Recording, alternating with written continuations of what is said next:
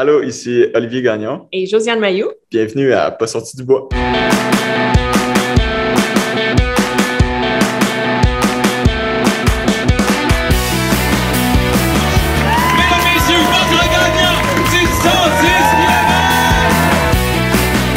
Si tu commences à te sentir bien en courant un ultramarathon, fais-toi-en pas, ça va passer. Grand champion du 125 km!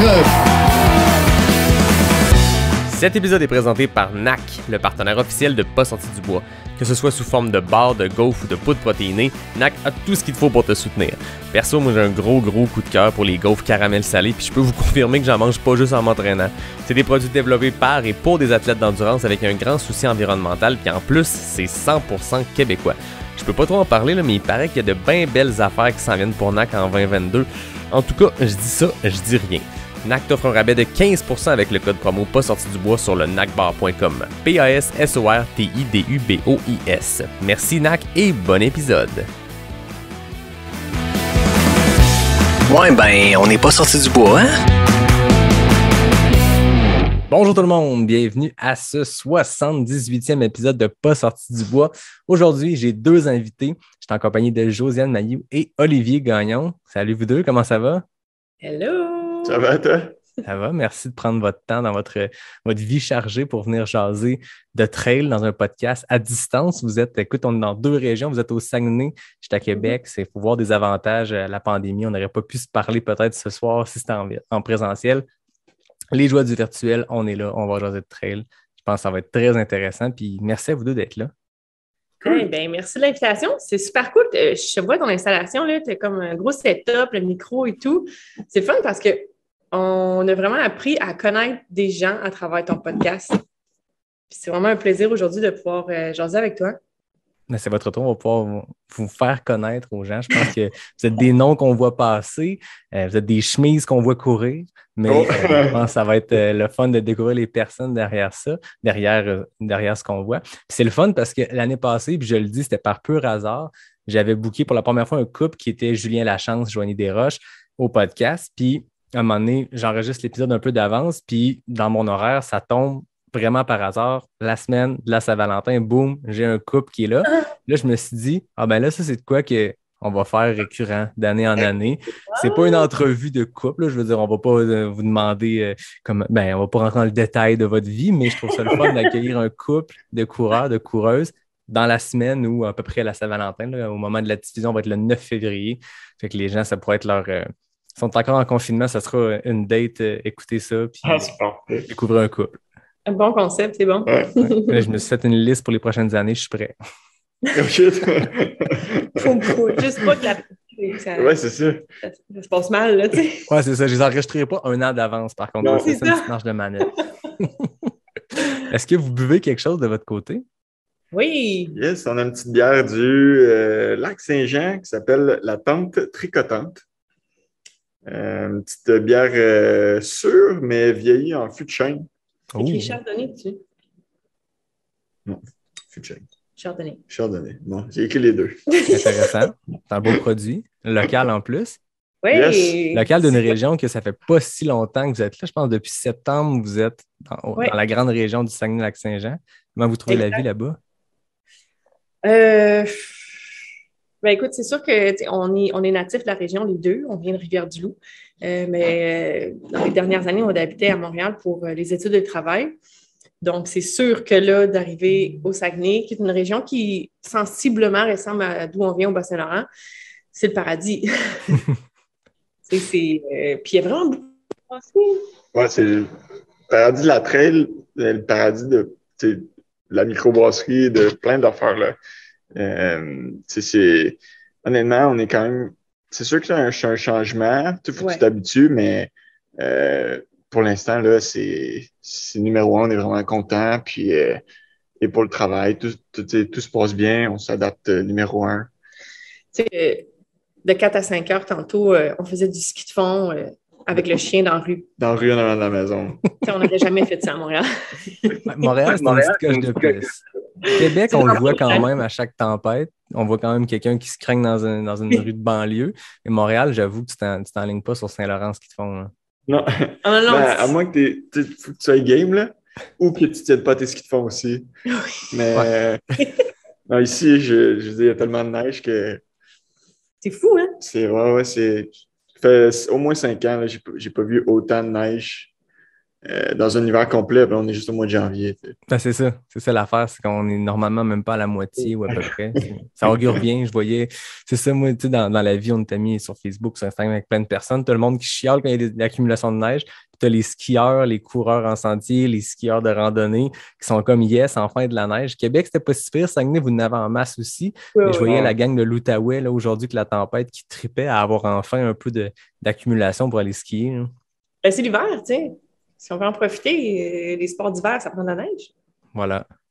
J'aime, Oli, que tu as fait une association entre la nature, les grands espaces et les bières de micro, parce que c'est une discussion que j'ai eue avec Richard Turgeon. J'ai récemment fait un épisode de balado-réalité avec lui, puis on disait aux États-Unis, c'est les grands épicentres de trail, c'est Bend en Oregon, c'est Boulder au Colorado, c'est Flagstaff en Arizona. Puis c'est comme des villes où tu as proximité de nature, puis microbrasserie, comme une grande concentration de bières de microbrasserie. Fait qu'on dirait que il y a de quoi de naturel là-dedans, les grands épicentres de sport de plein air avec un peu de microbrasserie. Tu le disais pour le Saguenay, je pense que vous allez être bien servi pour les prochaines années. Tu sais, je connais aucun coureur qui comme finit pas une longue run puis il se dit pas avec ses amis Hey, on s'ouvre une bière. Tu sais, c'est comme si ça faisait partie du sport, tu sais. Ouais. Ben, je pense que oui. Puis on le voit là, les courses, souvent, chaque course est associée avec une microbrasserie. Puis... La bière au fil d'arrivée. C'est vrai, hein? Je sais pas, ça fait comme partie du sport, je pense. Exact. Mais c'est très dans l'esprit de décontracté, je pense, de notre sport. Je pense que tu torches sur les sentiers, tu finis brûlé, mais tu as comme la récompense au bout, puis il y a de quoi de le fun là-dedans. Il y a personne qui se prend la tête avec « Oh, les calories d'après-course, est-ce que c'est bon pour la récupération? » C'est des carbs, I guess. Je pense que ça fonctionne.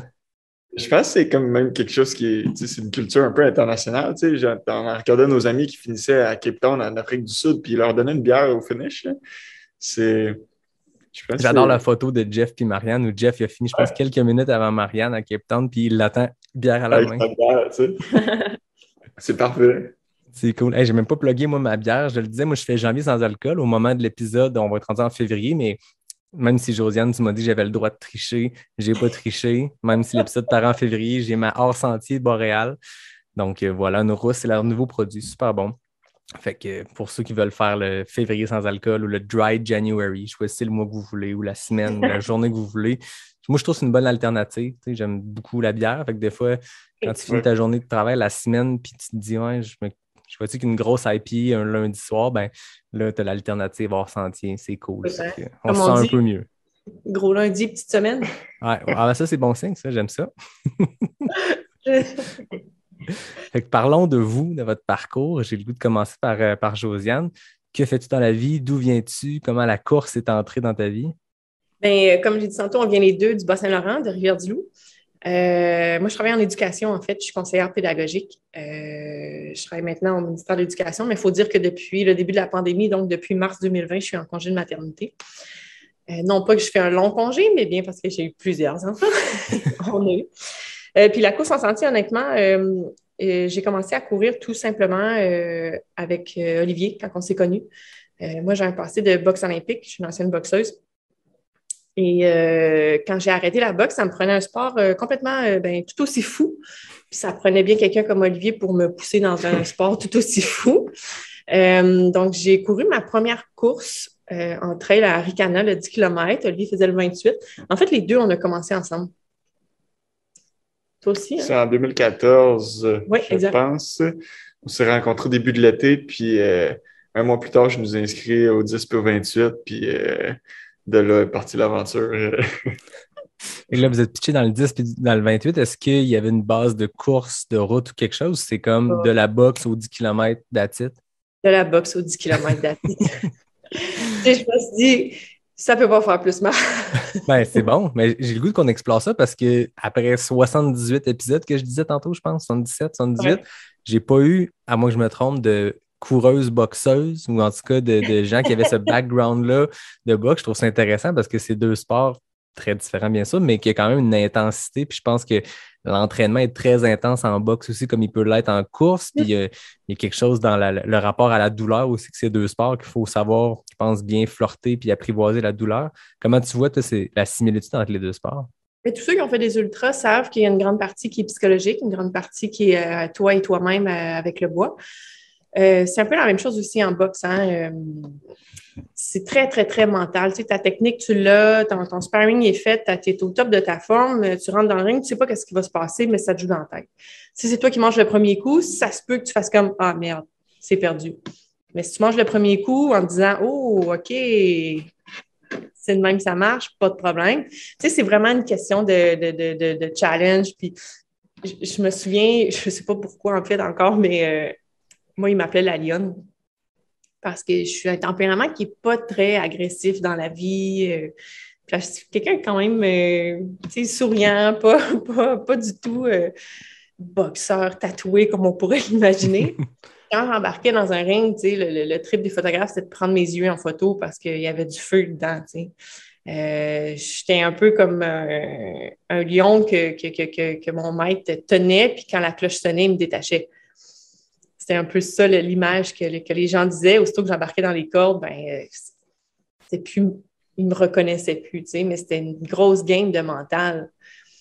C'est sûr que le but, c'est pas d'intimider, mais un peu comme quand tu vois un ours, il faut que tu aies l'air grand. C'est vrai. Ben, en boxe, c'est ça aussi. Si tu t'es courbé, tu as peur, tu ne bouges pas, comparativement à si tu es mobile, tu te déplaces rapidement, puis que tu montres que tu es bien réveillé, ben écoute, ça peut peut-être te donner un petit coup de main là, pour la suite des choses. Puis est-ce que tu es pareil en course dans le sens où quand, je sais pas, tu traverses l'enclos et tu rentres dans l'enclos de départ, là, la ligne de départ, est-ce qu'il y a une switch qui change comme ça, comme tu avais en boxe? Ben oui, puis c'est Hélène Dumais. Hélène Dumais, ça a été la personne qui m'a entraînée dès le tout début. Quand on est parti à Trans-Rockies en 2007, je me suis dit, wow, ça va me prendre un entraîneur. Parce que comme en boxe, tu ne peux pas boxer si tu n'as pas d'entraîneur. Quand tu es dans le ring, tu n'es pas capable d'avoir un regard externe ou d'avoir une vision globale de ce qui se passe. Donc, ça prend quelqu'un qui va, oui, te coacher, mais aussi calculer c'est quoi les zones dangereuses, quand est-ce que tu te mets en danger ou pas. Donc, pour quand on est allé faire la Trans-Rockies en équipe ensemble, Olivier et moi, je voulais avoir un coach, donc c'était Hélène. Puis chaque fois que je prenais une ligne de départ, je disais à Hélène, je ne suis plus capable de courir. C'est comme si je devenais trop stressée. Puis Hélène, elle m'avait dit, dans le cerveau, le stress puis l'euphorie dégagent les mêmes choses. Fait que si tu es dans un avion puis qu'il y a des grosses turbulences, tu es là, je veux vraiment peur. Mais si tu te dis à la place, wouhou, c'est comme des montagnes russes, c'est vraiment nice, ben ça sécrète les mêmes choses au niveau du cerveau. Fait que là, si tu te dis, je suis sur une ligne de départ, merde, je suis vraiment stressée, non, wow, je suis vraiment excitée. Fait que le fait d'avoir comme switché ça mentalement a fait en sorte qu'après, ben, chaque ligne de départ était comme, OK, c'est parti. Puis je me souviens au 25 de la du TP50 en Gaspésie. C'est très drôle parce que sur la ligne du départ du 25, je suis allée me placer en avant des gars.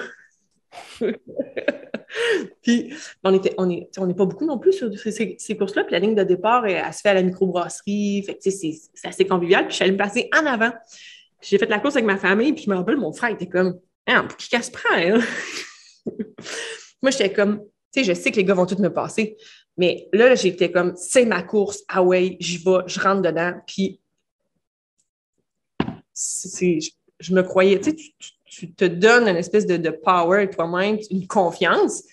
Puis, ben, écoute, ça a fonctionné. J'avais gagné.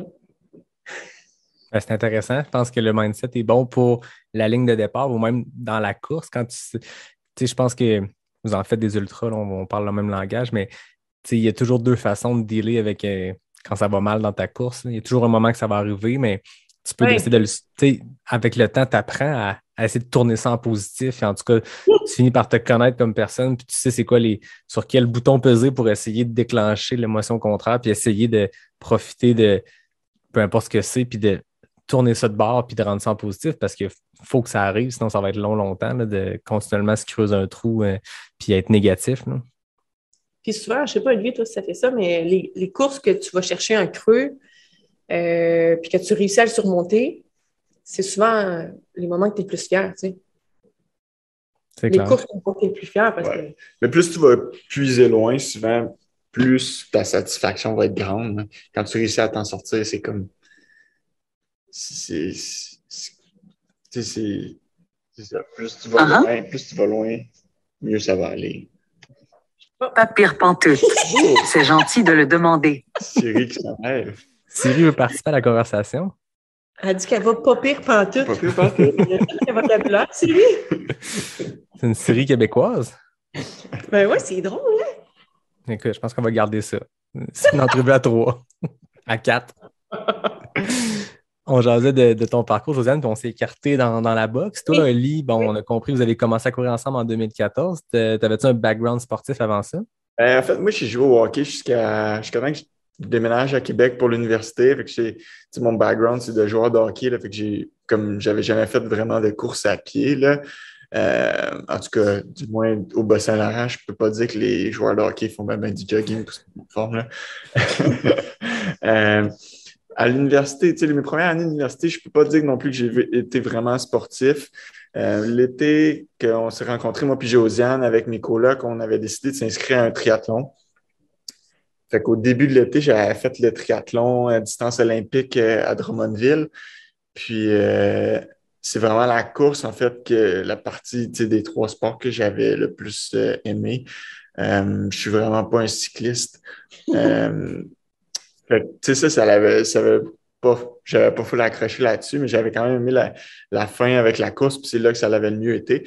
Fait qu'après, quand je nous ai inscrits à Arcana, ça fut le début de dans nos débuts de course, en fait, là. Puis par la suite, je suis resté accroché à la course de trail. Mais on est des skieurs aussi depuis qu'on est jeunes. Fait que quand on a commencé la course de trail, mais là, on a découvert le skimo, le ski de montagne. Là, c'était comme une façon d'allier autant le ski alpin que la course. Fait qu'on a rapidement aussi switché là, à ça pour l'hiver. Fait que c'est pas mal les 2 sports que. Mais non, j'ai pas de background de cross-country ou de rien là, au niveau de la route. Ça a commencé avec un 28 de trail. Ça a commencé fort quand même. Les 2, c'est commencé fort. Là, un 10 de trail, un 28 de trail, c'est une bonne entrée en matière. Puis la preuve, c'est que c'est arrivé en 2014. On est 8 ans plus tard, puis vous êtes encore dans le trail. Fait que ça a l'air d'être une bonne introduction. C'était pas trop payeux. On a été quand même graduel, les deux. Ouais, les deux, on n'a jamais couru des 100 miles.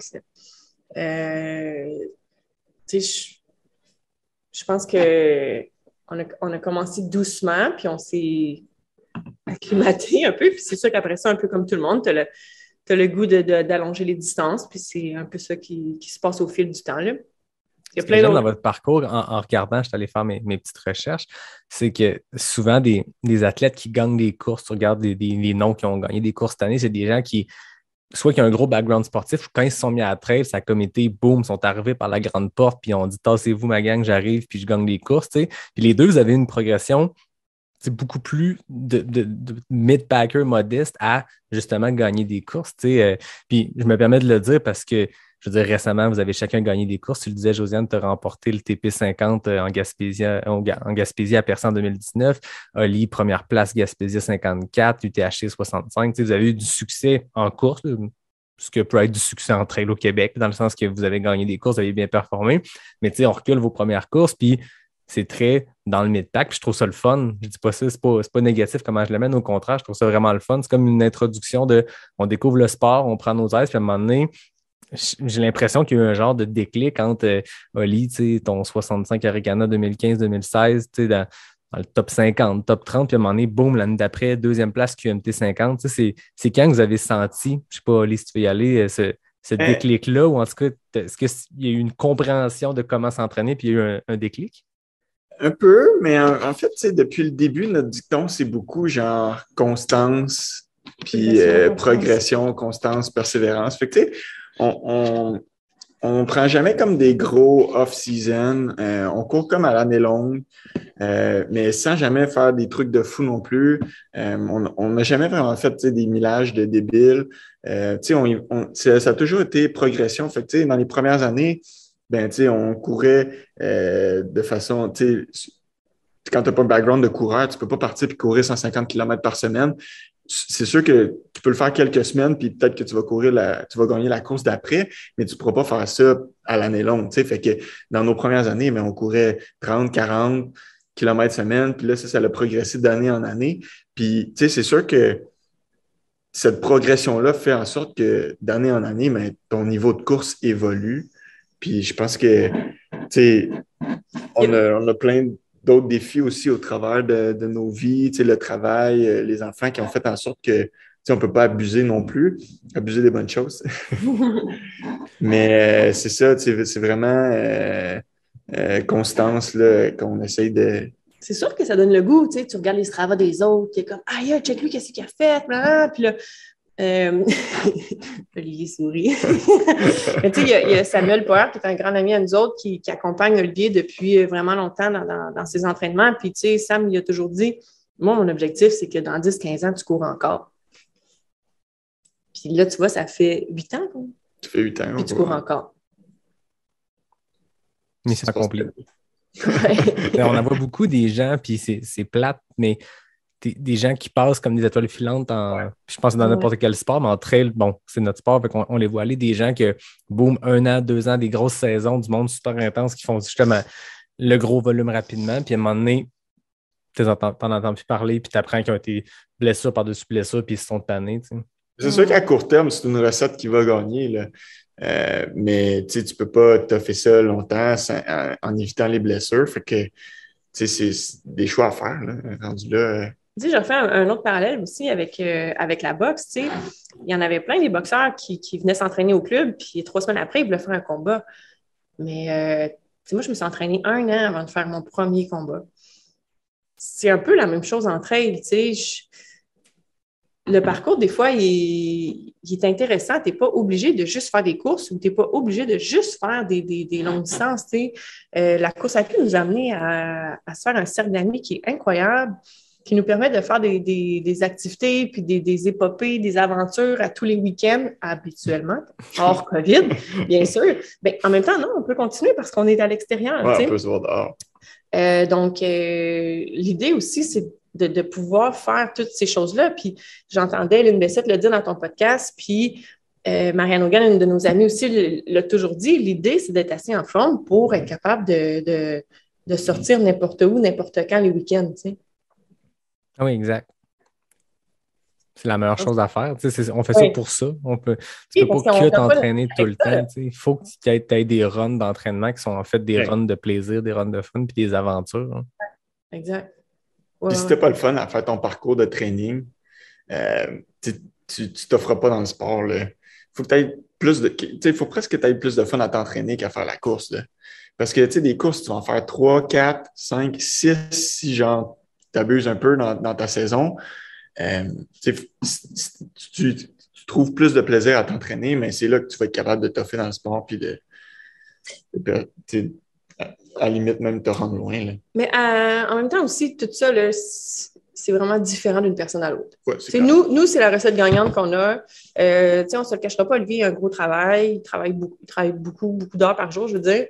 Fait que lui, ce qui est facile de s'entraîner, c'est de faire du commute. Je sais pas, ça fait 6 ans, je pense qu'il va travailler à la course. 60% de mon entraînement, peut-être. Oui.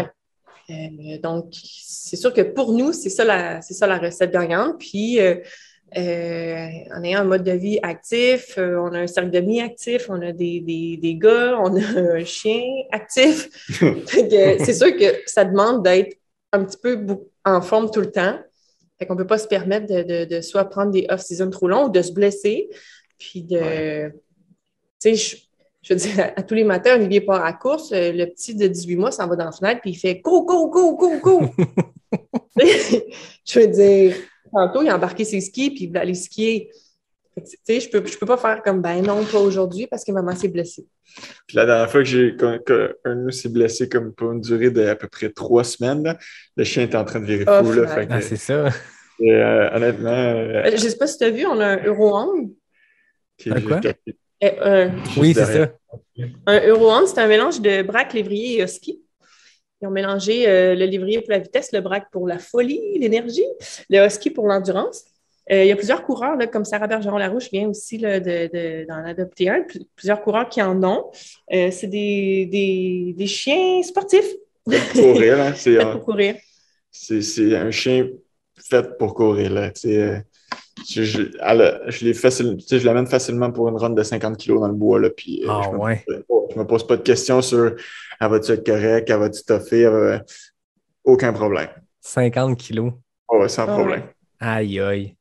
À son dernier rendez-vous chez le médecin, c'est ça, elle avait un petit peu engraissé, puis, chez le médecin, chez le vétérinaire, excusez. Elle avait un peu engraissé, puis là, elle était comme, ouais, peut-être, est-ce que vous faites de l'activité physique? Je suis comme, OK, sérieux, présentement, son volume, c'est environ 100-110 km/h. Elle était comme, ouais, OK, je pense qu'elle est correcte. Wow. Fait que, ça aussi, ça fait en sorte que, ça ne pardonne pas. Elle, à chaque jour, elle doit sortir. Ouais. Ah oui. Donc, on ne peut pas se permettre d'être blessé, on ne peut pas se permettre d'être fatigué. Donc, veut pas, nos entraînements, nos plannings d'entraînement jouent un peu autour de ça aussi.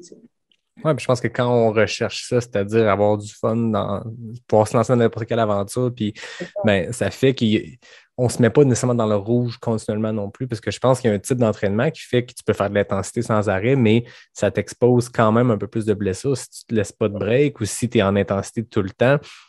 Alors que si tu veux, justement, comme le disait Lynn Bessette, comme vous le dites là, être capable de, comme, à pied levé, sauter sur n'importe quelle occasion d'aller jouer dans le bois avec des amis, accepter n'importe quelle invitation, il faut justement pas trop traîner de bobos.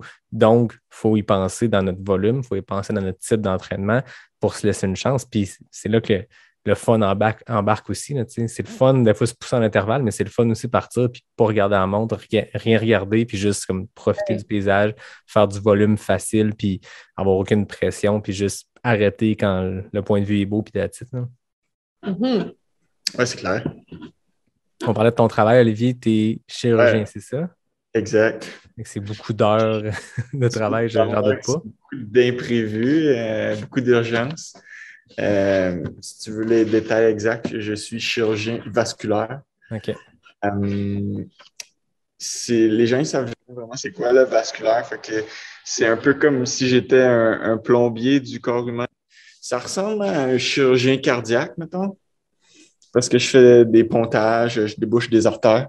Bon, s'il y a quelqu'un qui écoute ton podcast et qui est vraiment dans le domaine, il va me dire il n'y a pas rapport, lui, un chirurgien vasculaire puis cardiaque, c'est pas pareil. Mais pour monsieur, madame, tout le monde, ça se ressemble vraiment beaucoup. Oui, c'est ça, il faut se fier. Si dans les gens qui écoutent, il y en a une personne qui fait hey, il n'y a pas raison, on saura que lui c'est un expert, les autres, ils vont OK, c'est un plombier du corps. Ouais, exact. Pour m'écrire, là, je vais lui dire que c'était pour monsieur, madame, tout le monde. Ah oui, c'est ça. Mais c'est ce que j'aime aussi dans votre parcours. Moi, depuis que je suis arrivé en trail, à un moment donné, je pense que Josiane, on s'était croisés en Gaspésie par hasard en 2019. J'étais là avec des amis, tu étais là, puis tu finis par suivre des gens sur les médias sociaux, puis moi, je vous suis, puis vous êtes beau à voir dans vos aventures, puis tout. Puis ce que j'aime de votre parcours, c'est que vous avez une vie super active, t'sais. Vous avez les études, vous avez le travail, vous avez 2 jeunes enfants, puis vous le montrez, cette espèce de vie-là, justement, qui va à toute allure, puis vous réussissez à squeezer les entraînements, chacun de votre bord à travers ça, puis c'est ça qui est impressionnant, puis c'est ça qui donne, en fait, espoir à des gens qui n'ont peut-être pas encore d'enfants ou qui ont peut-être des vies en ce moment pour X raisons plus tranquilles, puis qui savent qu'à un moment donné, ils vont avoir des enfants, ils vont avoir la job, ils vont avoir des obligations, puis de se dire, c'est possible de continuer à s'entraîner comme on veut. Je suppose que ça amène son lot de logistique et de complexité d'horaire. Comment ça se passe de votre côté? C'est des choix qu'on fait en tant qu'humain et en tant que famille. Je ne sais pas si ça fait ça, Yannick, mais si quelqu'un me dit « Tu ne seras jamais capable de faire ça », t'as-tu comme la réaction de dire comme « Ah, OK » ou de faire comme « Ah ouais, je vais te prouver que je vais le faire. Ouais. Je prends le temps de raconter une anecdote que j'ai jamais eu le temps de raconter en 78 épisodes. Je vais y aller vite parce que c'est votre épisode. Mais à un moment donné, moi, je commençais à courir un peu plus. Je faisais des courses à obstacles. Il y a beaucoup de coureurs de trail qui viennent un peu de tout ça. Tu te crains quand t'as mis, tu vas faire une Spartan Race, tu sautes par-dessus le feu, puis à un moment donné, tu te tannes de faire du CrossFit, que tu veux faire de la course pure.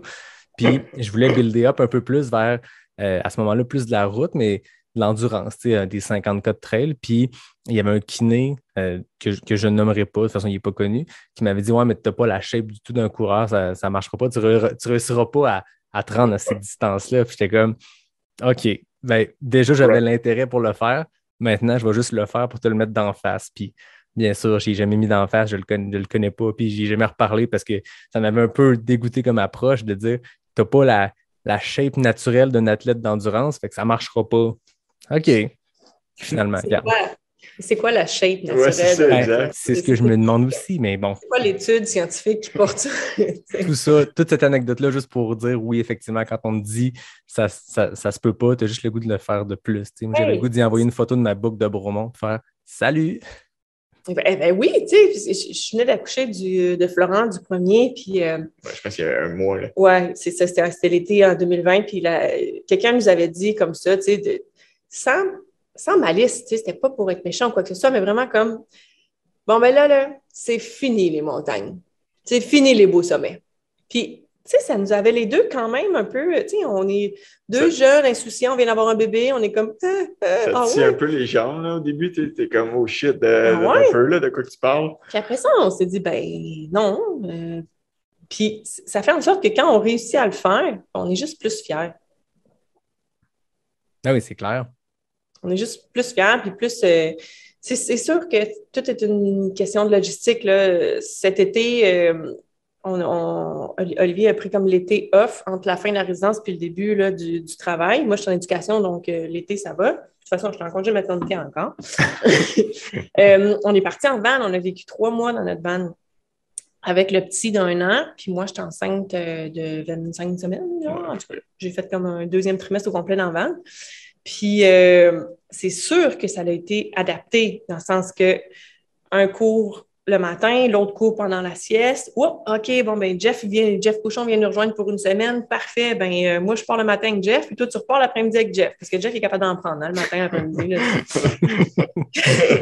Fait que, tu sais, on s'ajuste, c'est sûr. Puis, c'est pas des deuils, en fait. C'est juste qu'on s'est dit, ça n'a rien changé. C'est juste différent. Oui, exact. Tu l'adaptes, là. C'est sûr que on serait des menteurs de dire que elle a toujours été rose, là, mais c'est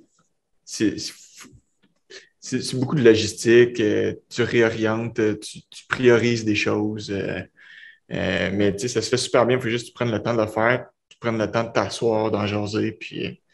Tu sais, chaque sortie qu'on fait, on se dit comme « Ah, ben gars, ça a moins fonctionné, parfait, ben la prochaine fois, on va faire ça. » Tu sais, c'est sûr qu'il y a des fois qu'on s'est planté, là. Souvent, oui. ça arrive. Mais après ça, on apprend, puis OK, la prochaine fois, on va faire ça. Puis la fois d'après, finalement, comme ah, c'était vraiment cool. Puis on voit les étoiles dans les yeux des enfants, puis tout le monde est super content, tu sais. Ouais, puis je pense que des enfants aussi, corrigez-moi si je me trompe, mais ça s'adapte aussi au mode de vie que tu y proposes. Je veux dire, un enfant, quand on dit souvent c'est une éponge en termes d'éducation, mais aussi en termes de peu importe ce que tu y offres. Lui, votre enfant, il devait triper cet été en van avec papa, maman, puis il y avait quoi? Il y avait 1 an, vous dites? Il vit sa vie, puis l'enfant s'adapte. Des fois, j'ai l'impression que les gens, des fois, se mettent peut-être des barrières parce que est-ce que c'est la société? Des fois, je trouve ça ridicule comme terme, la grande société. Mais en tout cas, ce qui peut être proposé ou comme modèle familial typique ou comme mais un enfant, tu ne peux pas vivre en van pendant un temps. Oui, pourquoi? Un enfant, ça s'adapte. On a eu beaucoup de reproches et tout, mais Florent, il avait sa routine dans la van. Là. Il peut être couché à 7 heures pareil. Il y avait ses repas aux heures habituelles. Je veux dire, tu transportes tout avec toi là, quand tu es dans la van. Là, fait que même si tu décides d'aller à telle montagne, lui, il fait sa sieste dans la van. Tu traînes le lit. Il a fait ses siestes un peu partout.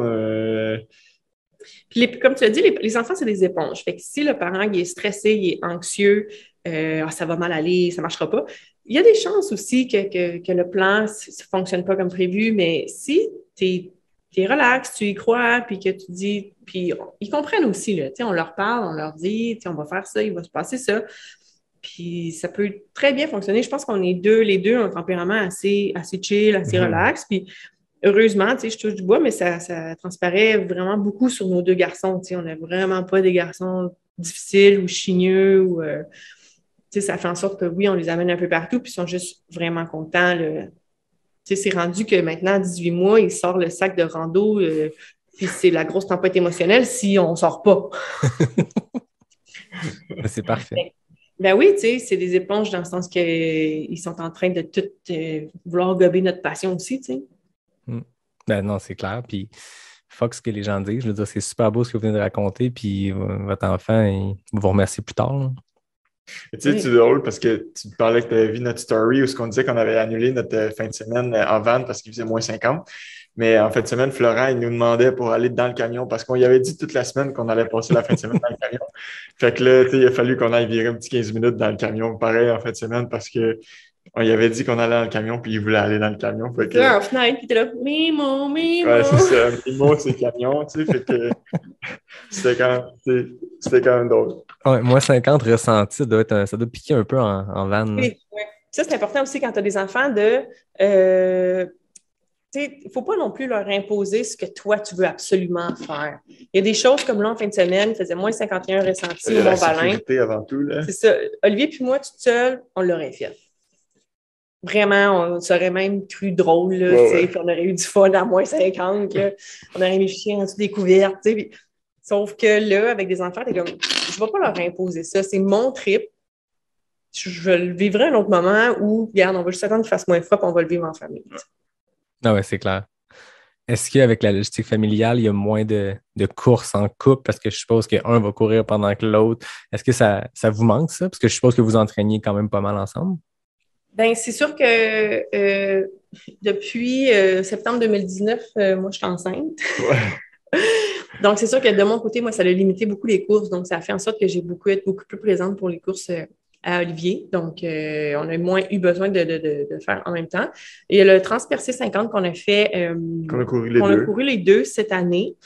Toute notre famille était là et courait aussi différentes distances. Donc, ça a été beaucoup plus facile de... Ben, j'étais enceinte à ce moment-là, donc moi, je m'occupais de lui qui était dans mon ventre. Mais donc, ça a été plus facile Sandrine était là, donc Karine, ma soeur, a pu s'en occuper pendant qu'il y a eu comme un petit moment où est-ce que les deux, on avait à courir en même temps. Là. Mais oui, ça fait en sorte que là, c'est plus la famille va assister à la course de l'autre. Mais... c'est surtout les entraînements, je dirais, qui nous manquent, là, les longues sorties la fin de semaine. Ça, on les faisait pas mal tout le temps ensemble. Cet été, ce qu'on a pu faire, c'est que, mettons, j'allais faire une longue run ou des tempos sur la route, mais Josiane apprenait le vélo, puis elle me suivait, elle était enceinte d'à peu près 28 semaines, mettons. Fait que là, sur le vélo, elle était capable de faire du vélo à côté de moi. Fait que, ça pouvait un peu mimer le temps dans le temps qu'on s'entraînait ensemble. Puis là, dernièrement, on a recommencé un peu le ski de fond avec les deux gars dans le chariot, parce qu'on recommence un peu les sorties tout le monde ensemble. Ça fait quand même du bien après 2 ans, qu'on n'a pas full fait de sport en même temps, mais plus en alternance. C'est cool. Encore une fois, on trouve des façons d'adapter un peu le... Parce qu'on a commencé à sortir ensemble. En fait, on a commencé à courir ensemble. Fait que c'est certain que ça, c'est une partie qui nous manque un peu plus. Je me rappelle très bien qu'on était à Montréal. On avait un baptême le dimanche matin. Puis on a décidé le dimanche matin d'aller monter le mont Algonquin dans les Adirondacks. Ben, on l'a fait, puis on était aller-retour, puis on était à temps là, au baptême. C'est le genre d'affaire qu'aujourd'hui, OK, ben vas-y, je vais rester ici avec les gars, puis tu sais, mec, t'en reviens, moi, je vais aller là. Fait que j'avoue que ce moment de couple-là nous manque un peu plus, c'est vrai. Ouais. Mais je pense que c'est de l'adaptation aussi selon les âges. Là. En ce moment, ils sont très jeunes les deux, fait qu'il y a ça. Puis après ça, il y a un moment aussi, ils vont être capables de s'arranger tout seul dans quelques années, là, pas tout de suite, là, mais... Michael, 15 ans, c'est nous qui ne serons plus capables de les suivre dans le trail. C'est ça. Souvent, il n'y a pas longtemps, je disais à un ami, en fait, que je continuais à m'entraîner parce que je ne voulais pas qu'à 15 ans, je me fasse donner des rinces qu'on aille courir. Là, fait que je me garde en forme. Ben écoute, vous autres, vous avez commencé la course sur le tard, mais là, avec des parents coureurs, avec des aventures de van life dès leur très jeune âge, j'ai l'impression que, comme tu dis, dans 15 ans, ils vont vous semer des sentiers. Là. Ouais, ça va être dangereux. Là. Tant mieux. Je le disais tantôt, vous avez les deux été nominés au Gala La Racine d'Or qui avait lieu en décembre dernier. il y a un sujet qui m'intéresse. En fait, les deux sujets vers lesquels je veux vous amener m'intéressent. Il y en a un, peut-être qu'on va rentrer un peu plus en détail. Commençons avec Olivier. Tu étais nominé pour le Trail Swag de l'année. Parle-nous de cette mythique chemise, parce que je pense que quand tu te mets à courir en trail au Québec, bon, tu te mets à regarder qui gagne des courses. Puis là, tu vois ce gars-là arriver premier, deuxième, les cheveux longs et la chemise. Tu détonnes dans le milieu de la trail. Puis ça a été noté par les jurys de la Racine d'Or que tu étais nominé contre David Jecker qui a remporté. Mais c'est quoi l'historique derrière cette chemise de course? C'est vraiment drôle, puis c'est tellement banal parce que ça date de là longtemps. Là, je pense que c'est en 2016. Ouais. Ou dans nos débuts en course, les grands coureurs, là, tu veux toujours être inspiré par quelqu'un. Puis moi, dans ce temps-là, ben, c'était Anton Krupicka. J'aimais bien son style. J'avais les cheveux longs, j'étais grand. J'étais comme, ah, c'est cool sa chemise. Tu sais. Puis à un moment donné, j'étais juste de passage une fin de semaine chez mon père. Puis j'ai dit, hey, t'as pas ça une vieille chemise? Puis là, il me dit, oui, pourquoi? J'ai dit, je me chercherais une vieille chemise pour couper les manches. Fait que là, il me sort une chemise. Je prends un ciseau, je coupe les manches, je la mets, puis je m'en vais faire un jogging. Puis, tu sais, il faisait vraiment chaud. Cette fois-là, quand je l'ai essayé, puis là, avec les grandes ouvertures, le vent, j'étais comme, hey, je suis bien dans tu sais, comme il fait chaud, je cours, je suis quand même bien dans la chemise, c'est confortable. Fait qu'à partir de ce moment-là, je me suis mis à la mettre juste, tu sais, dans les événements. Puis écoute, en 2017, à la Transrocky, je l'avais, puis depuis, je l'ai mis pas mal à toutes mes courses. Mais tu sais, c'est à partir de quelque chose d'aussi niaiseux que ça. Puis, en même temps, c'est le fun, tu sais, c'est la chemise à ton père. Ouais, c'est la chemise de mon père que je mets juste pour les courses. Ça non, tu n'as pas pour aller faire l'épicerie. Non, pas pour l'épicerie. Je comprends qu'il y a un exemplaire. Hein. Il y a juste un exemplaire, puis j'ai jamais essayé d'en faire d'autres en plus. Là. C'est le seul et unique exemplaire qui existe. Puis, est-ce qu'il y a de la superstition un peu rendue là-dedans? Tu sais, j'allais dire ça pourrait avoir un truc de superstition, mais je suis comme tu sais que ton seul DNF, tu la portais pas. T'as raison. À l'île de la je pense qu'il va commencer à avoir Tu disais qu'il n'y avait pas de superstition, mais là, on dirait que Josiane vient de mettre le doigt là-dessus. Là. Ouais, il va commencer à en avoir. En 2019, on est allé à l'île de la Réunion, la gang de la clinique du coureur. Puis Olivier a fait la mascarine. Puis tout le monde, on avait le même gilet. Tu sais, la clinique du coureur avait fait faire des t-shirts pour tout le monde. Puis ben là, tu t'as porté le gilet, puis tu as fait DNF. C'est la seule course. Effectivement, je pense qu'il y a quelque chose derrière la chemise. On risque de continuer à me voir avec la chemise. Mais après ce qu'on vient de dire, on dirait que t'es comme obligé. Là. Non, mais ça look vraiment, puis je trouve ça drôle. Ça fait un peu partie de mon, comment je dirais ça, de qui je suis un peu. Là, j'aime ça faire différent. Un chirurgien qui a les cheveux longs, de la barbe, t'en vois pas souvent. C'est pas mal tout ce que je fais dans la vie et comme souvent, j'aime pas ça faire comme les autres. Fait que quelque chose de différent. Puis la chemise est comme un peu. Le nombre de fois que tu t'es fait dire, là, il faudrait que tu commences à t'habiller comme un médecin. Ouais, c'est clair. Ouais. Par des patrons ou des. Mais tu sais, souvent un peu à la blague, mais tu sais, jusqu'à quel point c'est une blague, tu sais, c'est pas vraiment des choses qui sont venues me chercher bien, là. J'ai pas changé pour autant. C'est comme dire, ouais, t'as pas une shape de course, là. Ouais, faut que tu t'habilles en médecin. Ouais, exact. C'est un peu bien vu. C'est un peu comme. Ouais. Ben, tantôt, Josiane, tu disais, quand on me dit qu'on peut pas le faire, j'ai le goût de le faire. Il y a quelque chose là. C'est un peu des rebelles, dans le fond. Oui, exact. Tu sais, c'est comme au bloc opératoire, mettons, tout le monde travaille avec des genres de souliers en caoutchouc, OK? Parce que, tu sais, mettons, si tu reçois du sang sur les pieds et tout, les souliers en caoutchouc, ça absorbe pas. Mais moi, j'ai jamais travaillé avec les souliers en caoutchouc. J'ai des Five Finger. Puis depuis ça fait 6 ans, en fait, j'opère, je passe mes journées au travail avec les Five Finger, puis ça l'a tellement fait parler de gens. Mais tu sais, les Five Finger, t'es mets dans la laveuse, tu mets ça en on avec bien du savon, puis ils sont clean le lendemain. Tu sais, ça fait le même travail que les. Ben oui. Mais je suis juste tellement confortable dans les Five Finger, puis j'ai jamais voulu acheter des souliers de caoutchouc comme tout le monde dans tous les hôpitaux que je suis allé ont. Puis tu sais, ça va tout dans le même sens un peu là. C'est bon, mais on a vu au début de la pandémie aussi des compagnies d'espadrilles faire des dons à des blocs opératoires ou aux infirmières ou peu importe. On a vu On le faire. Bon, si Vibram entend parler de ça, sachez que des dons de Five Finger, il y a 1 heureux au Saguenay. Mais écoute, j'ai arrivé ici au Saguenay, il y a un anesthésiste aussi la première fois que je croise quelqu'un au bloc opératoire qui a des Five Finger. Ouais, je suis plus tout seul. Très fort. On parlait de la racine d'or. Josiane, de ton côté, tu as été nominée pour le récit de l'année pour un texte que tu avais écrit sur Facebook qui s'intitulait Courir enceinte, qui est super le texte. Puis je pense que ça l'a parlé à beaucoup de monde. Puis je voulais t'amener un peu sur ce sujet-là parce que justement, j'ai l'impression qu'on entend plein d'affaires là-dessus, puis comme dans n'importe quoi, comme dans la grande guerre minimaliste versus maximaliste, fais ce que tu files bien. Tu sais, si tu as des souliers qui te filent bien, mets-les, puis fuck les modes ou fuck ce qui se dit. J'ai l'impression que pour ça, il y a un peu ça de. On se fait à ton texte, il y a aussi le fait de faire que tu sens qui est la bonne chose. Mais parle-moi de comment ce texte-là t'a été inspiré. Il faut dire aussi que j'ai été très, très bien entourée par plusieurs professionnels de la santé tout au long de mes 2 grossesses.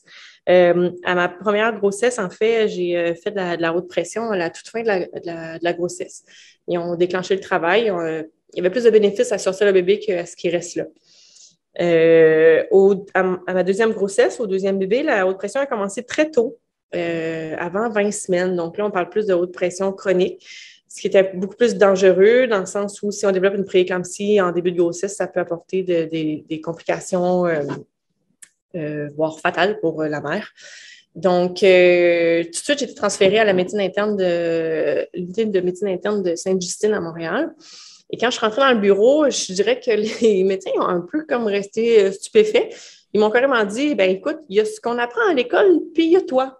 OK.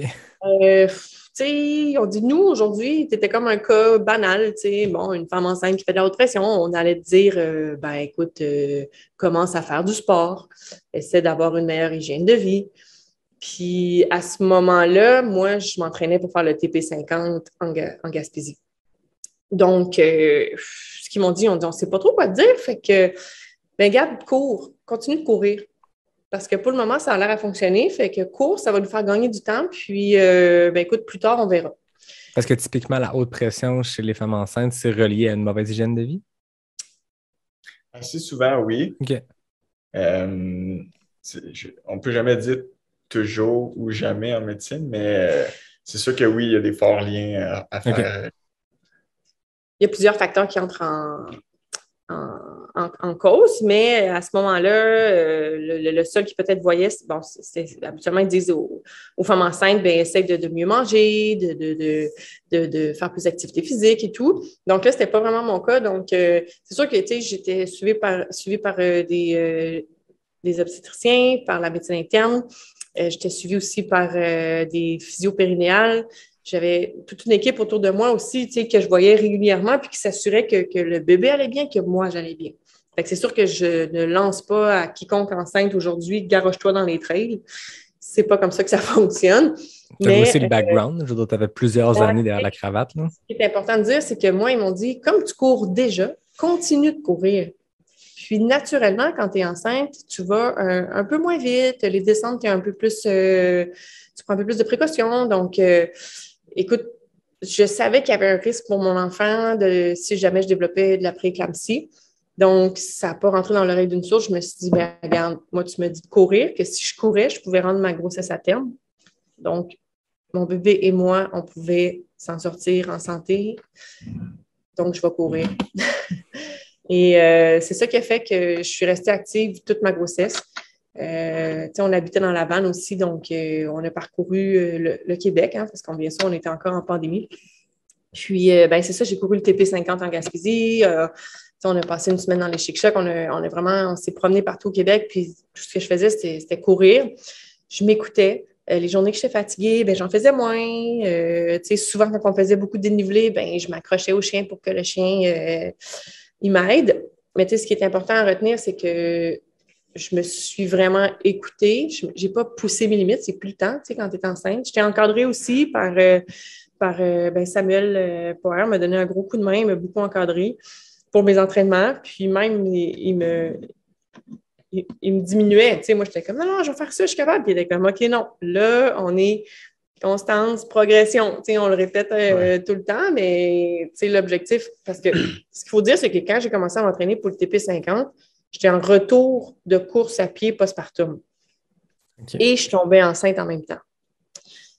Donc là, ça a comme complexifié un petit peu le programme d'entraînement, mais tu sais, en faisant ça tout doucement et en ayant une belle progression avec l'accord des médecins, puis en voyant que plus la grossesse avançait, moins je faisais de pression pour en arriver à la toute fin et n'en faisant plus.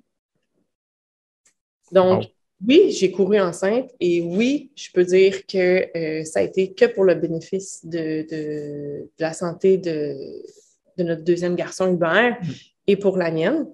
Il n'y a aucune raison d'arrêter de courir enceinte si tu courais déjà et si ta grossesse va bien et que tu n'as pas de symptômes.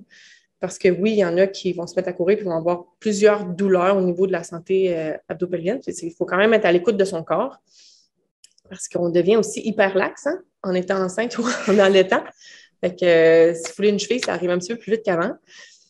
Donc, et les petites chutes de pression aussi, là, Josiane a appris à se traîner 3-4 bortons, les bornacs, un peu de tout. Là. Ouais. Comme, même si c'était une petite demi-heure, là, c'était... Mais ça n'avait pas le choix. Je partais pour un jog d'une demi-heure. Je partais avec mon sac d'hydratation. J'avais des électrolytes, de l'eau, j'avais de la bouffe. Parce que tu ne peux pas prendre de risque. Fait que souvent, elle en revenait puis elle leur vidait le sac encore plein, mais les fois où elle en avait besoin, elle les avait. Ouais. Fait que c'est sûr que, par exemple, le texte a été écrit à la suite du Transpercé 50 parce que ça a attiré beaucoup les regards. Faire le 7 km sur l'île Bonaventure, ça va. Faire le 10 km du dimanche, ça va. Mais courir le 25 km à 21 semaines de grossesse. À 21 semaines de grossesse. Puis ça allait bien, tu sais, mes affaires. Là, j'ai quand même fini mid-pack. J'étais vraiment fière de ma course. Ça a attiré des regards. Puis, tu sais, beaucoup de gens là, te regardent en plan de dire « mais elle est folle ». Ou « mais qu'est-ce qu'elle fait? C'est dangereux ». Les coups, tu sais, tout le monde disait qu'il se pétait à la tête, tu sais. Je me l'ai fait dire « ben là, les coups, il va se cogner à la tête ». Comme lui, il est dans l'espace. Ouais, il flotte, là. C'est ça. Il peut pas être comme plus coussiné. Ouais. C'est peut-être les mêmes personnes qui disent que tu cours beaucoup, tu vas avoir mal. J'ai hâte de voir tes genoux à 60 ans. Oui, c'est ça, probablement. Voilà, ouais. Fait que c'est ça, en étant vraiment bien entouré avec des spécialistes, puis vraiment des spécialistes qui s'appuyaient sur la littérature récente. Oui, j'ai couru mes 2 grossesses. Puis ici, maintenant, on est au Saguenay. Puis à 35 semaines, je montais la tête de pic de chien. Tête de chien, oui. La tête de chien. C'est ça. Qui se trouve à être un 7 kg, 400-500 de dénivelé. Puis à 35 semaines, là, j'aurais pu accoucher au top. Fait que je traîne mon médecin avec moi. C'est ça l'avantage. Toujours. Est-ce que la science évolue? Est-ce qu'il y a des études qui se font? Tu sais, y a-t-il quelque chose, des bonnes pratiques? Y a-t-il quelque chose qui en ressort ou c'est encore trop marginal puis il n'y a pas assez d'études? Ce qu'on lisait, tu sais, je dis on, puis tu sais, c'est souvent plus Olivier qui va lire les études scientifiques parce que c'est plus son domaine, là. C'est quand même quelque chose à lire, à défricher surtout. C'est que au niveau de l'impact, par exemple, une chute en course à pied, ça a beaucoup plus été étudié pour les impacts en voiture. Un accident de voiture, par exemple. Donc, un accident de voiture à haute vélocité, c'est certain qu'il y a un grand danger pour la mère et le bébé. Quand on court en trail, là, je m'excuse, mais on ne roule pas 50 km/h. Bien des fois, on pense qu'on vole, là, mais non, tu sais, donc, ça n'a pas vraiment été étudié à savoir est-ce que la chute en courant, par contre, ce que les études qu'on lisait, c'est que naturellement, la mère va faire plus attention en descente, va diminuer son intensité. C'est 80 ou 90 de ton VO2 max que tu peux aller. Puis, on s'entend, entre vous et moi, 90 de ton VO2 max, c'est pas tous tes entraînements tous les jours. Puis, c'est quand même rare que tu vas dans cette zone-là Encore plus en trail, j'ai l'impression. Tu sais, ça reste que la trail, des fois, les paces sont une petite affaire plus lente que ça. Puis, il y a plus de variations. Fait que c'est rare qu'on est dans le rouge de même, à moins de vraiment faire un entraînement de giga-intensité d'intervalle en côte. Là. Donc, moi, ma limite, c'était est-ce que je suis capable de parler? Si oui, je peux rouler. Fait que tu as fait de la zone 1 pendant la grossesse, puis ça s'est bien passé. Ah, super bien. Puis ça fait en sorte que les accouchements se sont super bien passés.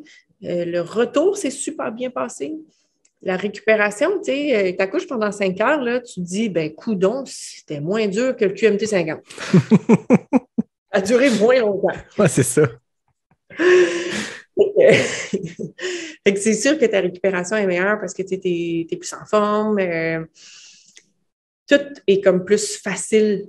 Tu sais, je veux pas, il y a une prise de poids qui vient aussi avec la grossesse. Donc, tout est plus facile. Puis la deuxième grossesse, ben, j'avais déjà un petit garçon d'1 an. On était en contexte de pandémie. Fait que c'est sûr qu'Olivier travaillait beaucoup par moment. Donc, c'est sûr et certain que le fait d'être en forme, pour moi, c'était la course à pied. Parce que oui, aussi, c'est facile de faire. Il n'y avait pas vraiment d'impact négatif ou de contre-indication de la part des professionnels qui me suivaient. Fait que si maintenant il y a des filles qui écoutent, qui planifient être enceintes ou qui le sont enceintes, ce serait quoi, après l'avoir vécu 2 fois plutôt qu'une, ce serait quoi tes conseils? Bien, c'est que les limites, c'est nous-mêmes qui nous les imposent. Le corps, il est vraiment hallucinant, honnêtement, là, de tout ce qu'on peut faire. C'est d'être à l'écoute de soi, de bien s'entourer. Puis, tu sais, à ma première grossesse, ben, j'ai arrêté de courir à 32 semaines. Puis à la deuxième, ben, ça a été à 36. Mais j'ai connu des filles coureuses dans mon entourage que eux, ça a été à 20 semaines. Puis, tu sais, il faut vraiment être résilient face à ça, puis l'accepter. Notre corps change. On se prépare à donner la vie. On va donner la vie. C'est pas banal. C'est certain que si tu cours avant puis que tu tombes enceinte à ton max de forme, il y a des fortes chances quand même que ça puisse perdurer tout au long de ta grossesse puis que tu puisses juste rester actif, en fait. Hein. C'est pas nécessairement de dire je veux courir puis faire une course à 38 semaines. C'est juste d'être actif. Ça va n'être que bénéfique pour autant psychologique que physique pour ton bébé et pour toi. Fait que d'être beaucoup à l'écoute de son corps, de s'entourer de vrais spécialistes, de pas. C'est sûr et certain que mon gynécologue, elle n'aimait pas ça.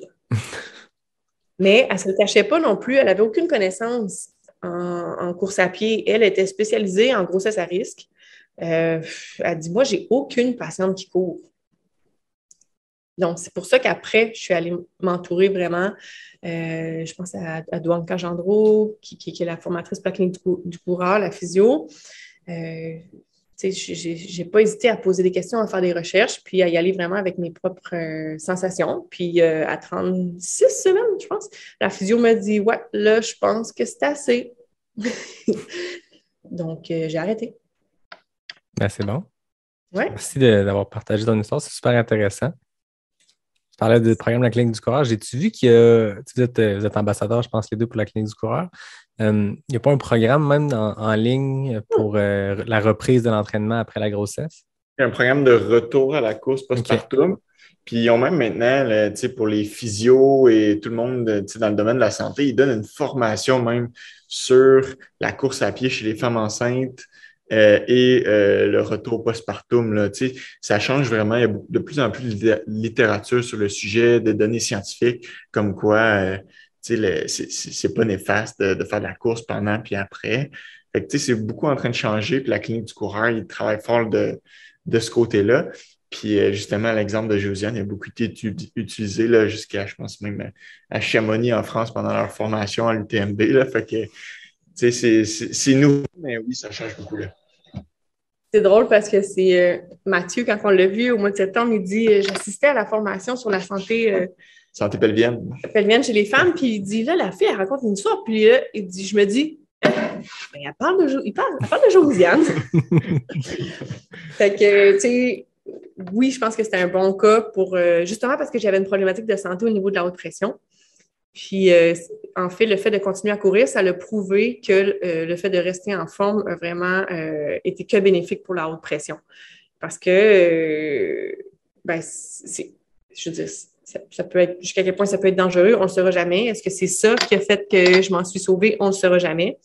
Mais tout ce qui est diabète de grossesse, haute pression, prééclampsie, même la prise de poids, des fois trop grande, ça aide énormément de juste rester actif. Ça. Puis je mentionne beaucoup rester actif parce que, tu sais, s'il y a des filles qui écoutent qui sont comme « Ouais, mais là, moi, je cours pas », ce qui est peu probable parce que c'est un podcast de course, mais quand même, quand même, on ne sait pas. Ben, tu sais, c'est juste de rester actif. Si toi, c'est de faire de la rando, ben, fais-en. Si c'est de faire du vélo, fais-le. Je veux dire, je pense qu'il y a juste la trampoline que tu n'as pas le droit de faire. Avec les filles, si vous faites de la trampoline, ça, par contre, contre-indiqué. Pour le reste, soyez actifs. Tu as couru jusqu'à 36, mais tu sais, après ça, tu sais, on a troqué ça plus pour de la rando, des marches. La veille que tu as accouché, là, on était allé marcher 3 kilos, 3 kilos dans le bois, là. Fait que, tu sais, puis, tu sais, si on fait un peu à notre sujet du début de tu sais, la famille, comment tu t'adaptes, ben, tu sais, moi, j'ai le plus vieux, je le prends en sac à dos sur les épaules. Josiane qui s'attache derrière le chien. Quand on allait monter le pic de la tête de chien, tu avais quoi, 32 semaines? Non, je suis à 35. 35 semaines. Mais avec moi qui a le petit 35 livres sur les épaules, puis Josiane qui se fait tirer par le chien, honnêtement, moi, je ne serais pas allé plus vite. Là. Tu sais, c'était un pace. On a le même pace. On avait le même pace. C'était parfait. Là. Fait que, tu sais, de cette façon, tu sais, on a trouvé des trucs pour que tout le monde soit content, puis tout le monde avait comme son entraînement de la journée qui a été bénéfique. Puis, tu sais, c'est des façons un peu de tourner les choses pour que tu puisses continuer à être actif puis que tout le monde en profite. Là. Oui, c'est clair. Ben, ça revient à ce que j'ai l'impression que c'est ça le sujet récurrent dans tout ce que vous m'avez raconté, c'est de s'adapter, tu sais, de ne pas essayer de faire comme l'idée est fermée, il faut que je fasse ça. Non, tu sais, on s'adapte. Puis comme tu dis, tu troques la course à un moment donné pour du hike. Ouais, anyway, tu t'en vas monter le pic de la tête de chien, tu montes pas ça à 5 du kilo dans le piton. Là. C'est bénéfique. Tu sais quoi, ouais. Mais puis tu sais, ça reste aussi que le fait d'avoir un défi supplémentaire en étant enceinte, par contre. Par exemple, ça fait en sorte que quand j'ai traversé la ligne d'arrivée en Gaspésie, ben, je l'ai traversée avec mon petit de 5 mois dans le ventre puis mon grand de 12 mois d'un bras. Le recul de 2 ans, j'avais gagné cette course-là, mais mon fil d'arrivée de cette année, là, je l'ai pas mal plus en tête que lui en 2019 où est-ce que j'avais gagné. Tu sais. Il y a quelque chose de pas mal plus gratifiant. Ben, c'est clair. Ton petit a déjà couru un ultra. Il t'a aidé? C'est clair. Puis, ça change aussi la perspective. Je veux dire, là, pour ma saison de course 2022, ben, mon objectif, ce ne sera pas un temps, ce ne sera pas un classement, ça va être de traverser la ligne d'arrivée avec mes gars dans mes bras. Mm-hmm. Parce que je l'ai fait avec eux, tu sais. Je veux dire, les nombres de siestes dans la poussette à courir, c'est toutes les fois aussi où est-ce qu'un des deux sort courir à 7 heures le soir quand ils sont couchés. C'est beaucoup de sacrifices, c'est beaucoup d'organisation, mais on le fait parce qu'on aime ça. On le fait parce que ça nous rend heureux. Ben, ça fait en sorte que quand tu traverses le fil d'arrivée, puis que tu te rends compte de tout le travail. Tu sais, je me souviens, j'ai accouché en juin 2020. Tu as couru le 80 à Ricana en septembre. Ouais. Puis, je veux dire, je pense qu'au fil d'arrivée, on pleurait toutes parce que c'était comme... Cette course-là n'aurait pas pu être possible si on n'avait pas été toute la famille. Ça devient un accomplissement familial. Ouais. Là. Non, c'est ça, c'est que j'ai l'impression qu'il n'y a pas une ligne d'arrivée, surtout quand c'est un objectif, une course objectif dans ton cas, comme tu disais, le TP50, il y avait quelque chose de relié à ça. Le THC 80, c'est quand tu traverses, tu ne viens pas juste d'accomplir ta course depuis le point de départ jusqu'au point d'arrivée, c'est comme la somme de tous ces efforts-là, ces sacrifices-là, ces adaptations-là qui mènent à quelque chose. Hein. Il y en a un qui les oreilles difficiles, je pense. Il vient de se réveiller. Ah, on parle trop d'eux autres, là.